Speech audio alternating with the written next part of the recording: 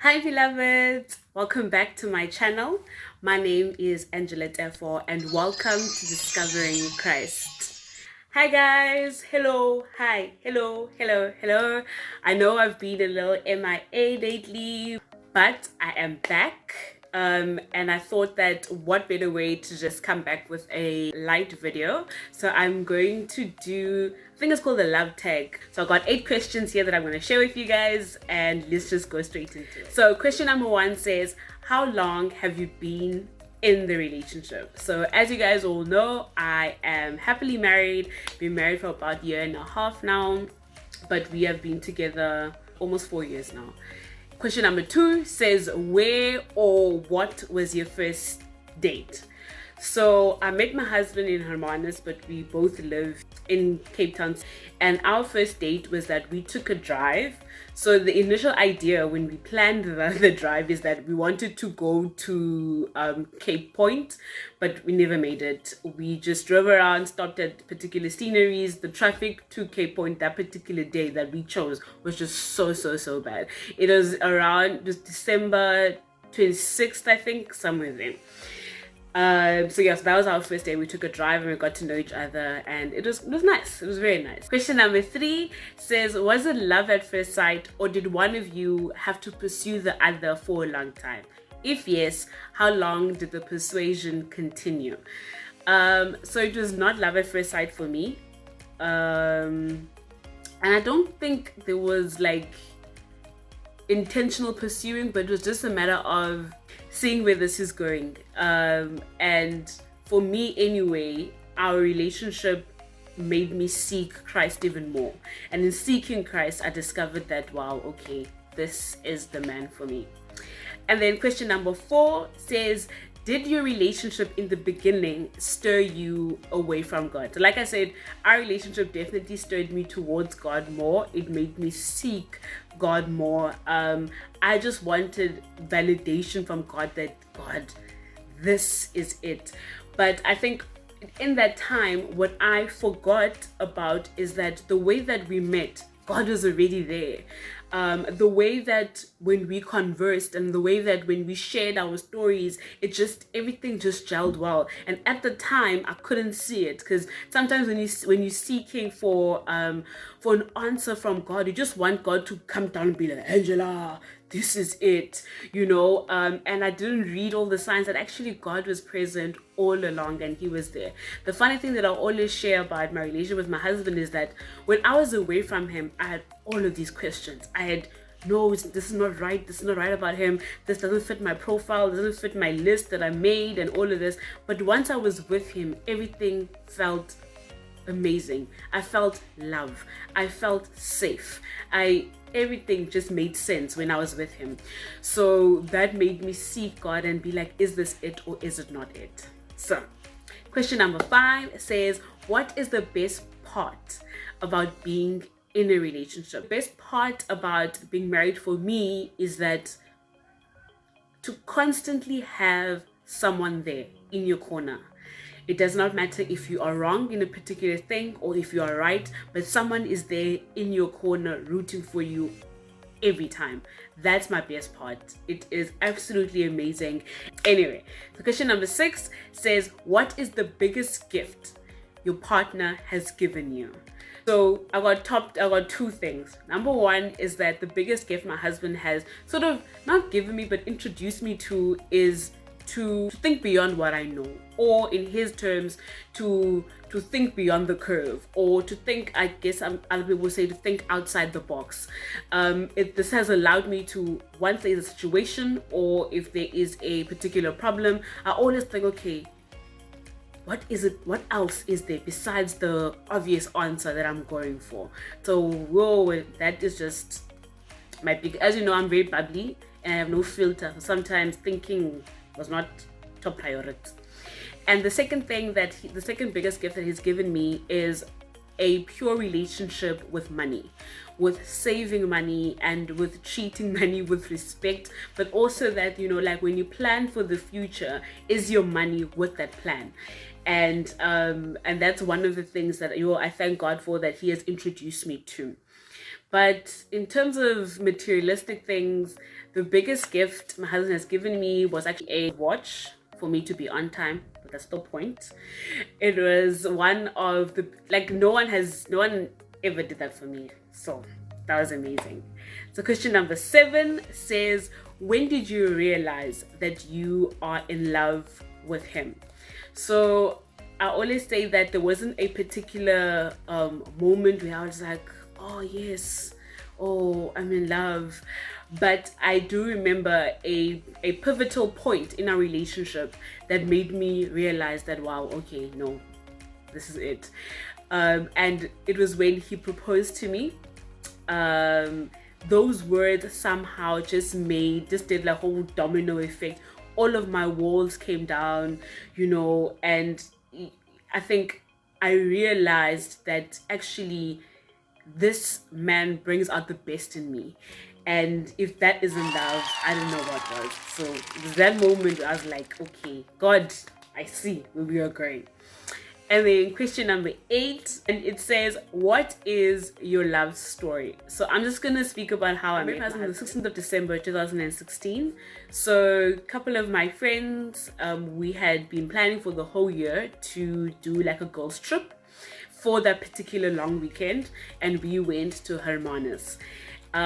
We traveled to Hermanus from Cape Town. It's about 2 hours to get there. So, we left late. We left very late. But anyway, when we got there, turns out that the B&B that we had booked is so far from where we had thought it would be. So the transportation we took to get there dropped us at this particular garage. We got there, we had to take almost like a meter taxi. And then on our way there, we stopped at KFC to get supper because it was already late. It was around 8, so it was very late. And we stopped at this KFC. Now, guys, I looked amazing. Your girl brought out all of the shots. Anyway, one important thing to say is that at this particular point, like you've seen in my previous Deliverance series, is that I was going through the most, basically. And I thought that I needed a break from Christ. I just needed a break from everything. And this was the one place where no one knows me and I can just be on a break, basically. I think in my mind, I thought that I wanted to be on a break from Christ. Being the mother of the group, I go to get supper. But because I look nice, no one here knows me, so no one's gonna approach me in J anyhow. So I'm standing there, confidence. Confidence. And then all of a sudden, as I'm waiting for my order, someone says to me, Sedro, John. What? The way I look, I expected someone to be like, hi darling, how are you doing? J like English. Yeah, more. So I was like, no, I can't be entertaining this. No. And then he just kept on asking, how am I? I know you can hear me. How are you? So I just turned around and be like, I'm fine. And and then I waited for my order. I got my order. I think we had like an exchange of a conversation or somewhat. Then we went outside and we were still talking, and then I was like, okay, bye, whatever. I was like shutting him down. No. And immediately when I got to the taxi, my friends are like, he's got a car. You can see that, we already calculated that commuting now from where our B&B was going to be and to get to town was going to be quite costly. It was going to affect our budget hugely. So anyway, I'm like, okay, fine, take on for the team. Anyway, this weekend was about me being on a break. And I go back, I'm like, oh, okay, give me your phone. I'll put my number in your phone. And then he's like, I don't have a phone. Dal, I don't have a phone. No, this is definitely not it. Anyway, I'm like, okay, it's fine. I'll take your number. He gives me his number. I'm like, this guy, shady. Anyway, go back to my friends. We go. And then as we pull up at where we're staying, as we pull up there, we're offloading our bags and stuff. This guy pulls up in his car. I'm like, stalker tendencies. Doesn't have a phone. Oh, bad news. But anyway, they just said hi and then they drove off. Okay, anyway, I did not meet him on the 16th. I met him on the 15th of December. So the next day was going to be the 16th. And then we had, my friends and I, we had a whole itinerary. And being the transportation, this guy was to be involved. And we all met up the next day. We went out. We started communicating, and from our conversation I realized, okay, this guy, follower of Christ, man, into is just gelling together. We had a very nice conversation, and we just clicked immediately. Then the next day we chilled again. We had a braai, and so he brought some of his friends over, and we were all just chilling, having a nice time. But in our conversation, this guy says, you know what, I'm going to marry you. No, you are not. That was my initial thought. I was like, this guy is, no, he's just not. No, it's not gonna happen. Well, it did. And then in our conversation we discovered that, okay, fine, he's also from Cape Town. He lives close by to where I live. We figured out where he works, and yeah, everything just came together. The funny thing about that particular weekend is that I went on this trip thinking that I am taking a break from Christ. But what this man did is just made me refocus my attention on Christ, which is why I keep saying that our relationship made me seek Christ even more. So nothing happened during that weekend, and we had made plans to meet here in Cape Town, which is when our first date, which I already answered. That's how that happened.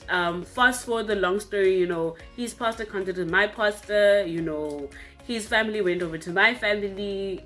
Everything did not happen as fast as I'm saying it. It took about 2 years for your counseling, your negotiations to go down and to happen. And we got counseling from both sides, church. Well, yay, it was a long process. We got married on the 29th of March 2019, and we had a big celebration with family and friends in October of 2019. Fun thing about our relationship is that our relationship was Christ focused, and we were celibate throughout our courting engagement. We decided to just keep ourselves until we were married. And I think the one thing that I treasure most about my story with my husband is that there is a different feel to a relationship when God is the center of a relationship. Because when God is the center of the relationship, the book of John says that God is love and love is God.